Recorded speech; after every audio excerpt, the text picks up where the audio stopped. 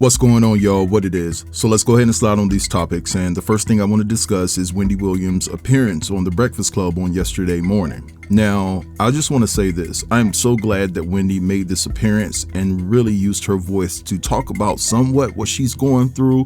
Although she couldn't go into deep detail, she said enough. Now, despite what TMZ reported saying that Wendy was completely incapacitated, she didn't sound that way on yesterday morning. It seems as though that she had her cognitive function intact. She was remembering things from back in the days. And to me, during the interview, she made it a point to remember certain things to show us that she was not completely incapacitated. Now, I will say this, the fact that Wendy went against the grain and spoke out about her situation and probably and possibly violated stipulations as it pertains to her conservatorship lets you know that this was a cry out for help.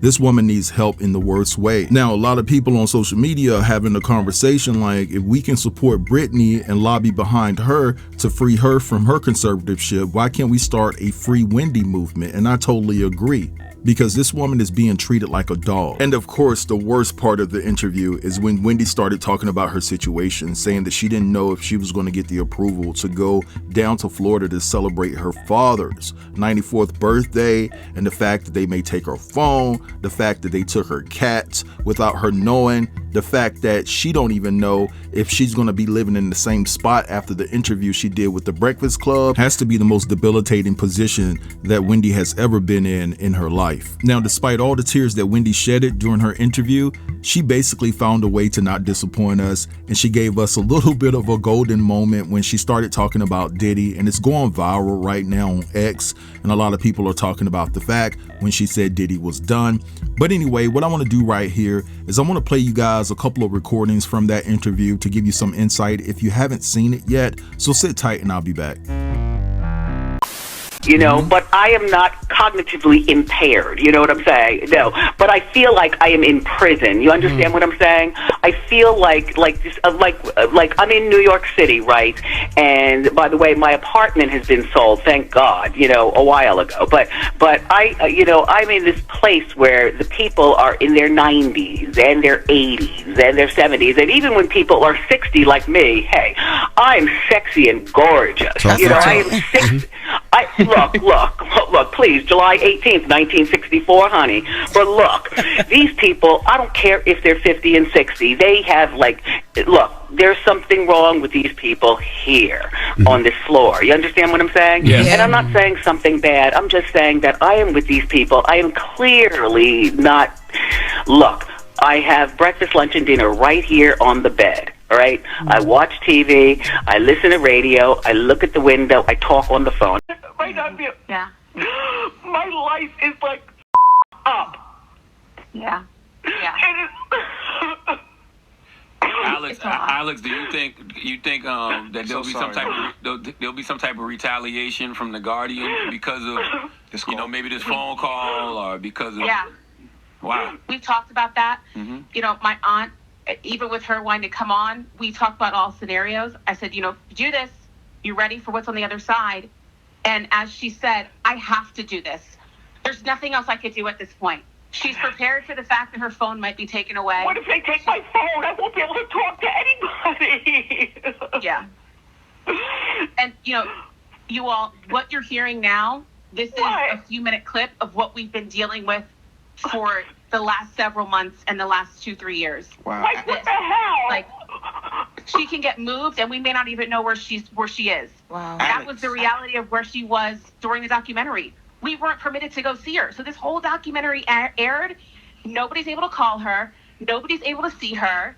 You know, the reason why I was doing the stuff with The View and Good Morning America was because she was nowhere to be found. Wow. In the meantime, you know, what are we going to do about that? Listen, here's the weird thing, right?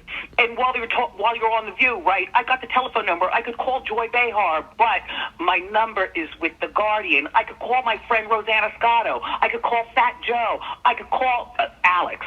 My number is not in storage, but my Guardian person has my phone. Wendy, you got fired from Hot 97 years ago because of Diddy.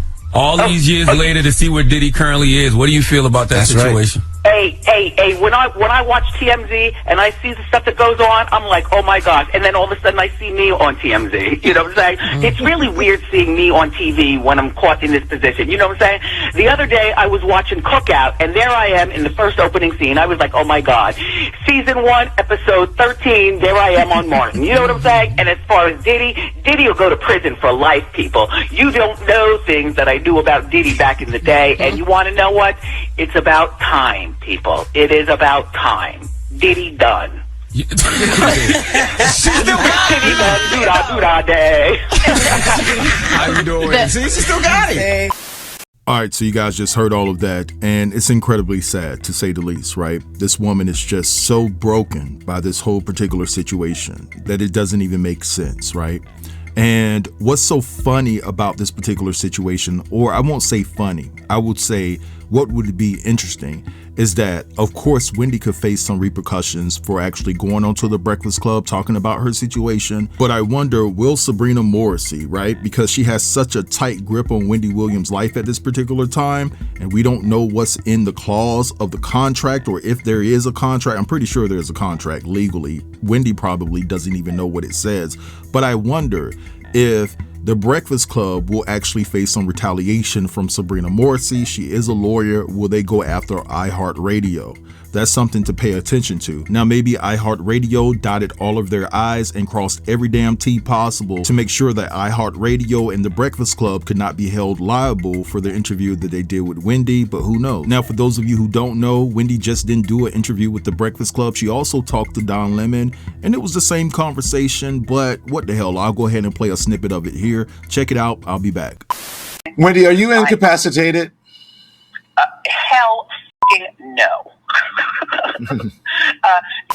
So yeah, Don Lemon did a great job with his interview with Wendy. Wendy did keep referring to Alex because she can't really talk about it due to the legalities of the situation. So Alex was trying to fill in the voids there. And for those of you who don't know who Alex is, that's actually Wendy's niece. But anyway, it just seems as though that Wendy is trying to get her story out there. This is Wendy's public outcry for help. And my hope is that here in 2025, this conservatorship over Wendy comes to a full stop.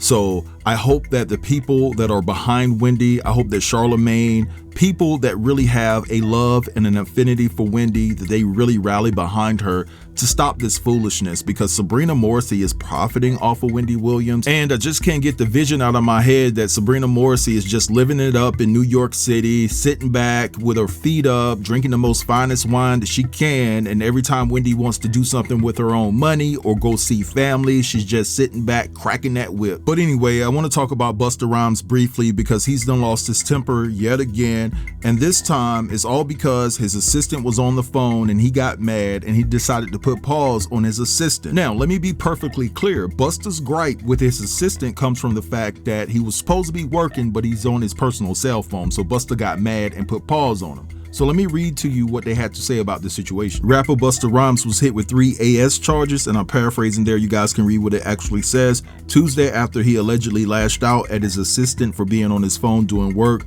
law enforcement sources tell the Post. Cops said Rhymes put pause on the 50-year-old in the face several times, leaving him with swelling in his left eye. Rhymes, who is 52, whose real name is Trevor Taheem Smith Jr., turned himself in after the January 10th incident, which took place inside a Lux condominium complex, J Condominium, in Dumbo, according to sources. Reached by phone by the Post Thursday, the hip-hop star's alleged victim, Dashiell Gables, said his lawyer told him not to talk to the press.